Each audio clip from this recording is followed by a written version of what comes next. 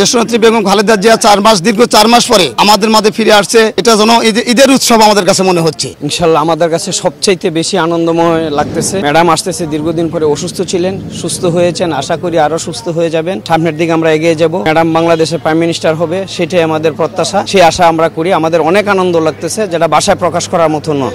রাজনীতির প্রেক্ষাপট ইনশাআল্লাহ খুব ভালো হবে। ইনশাআল্লাহ আমাদের দেশনেত্রী বেগম খালেদা জিয়া ইনশাআল্লাহ দেশে যখন আসবে, দেশের রাজনীতিতে অবশ্যই পট পরিবর্তন হবে ইনশাআল্লাহ। বিএনপি ইনশাআল্লাহ সরকার গঠন করবে ইনশাআল্লাহ, আমাদের প্রত্যাশা। আমাদের কাছে দেশনেত্রী বেগম খালেদা জিয়া দীর্ঘ 4 মাস পরে আমাদের মাঝে ফিরে আসছে, এটা যেন ঈদের উৎসব আমাদের কাছে মনে হচ্ছে। সারা বাংলাদেশের নেতা কর্মীরা ঢাকার রাজপথে আনন্দ উৎসব করছে, আমরাও সাথে করব।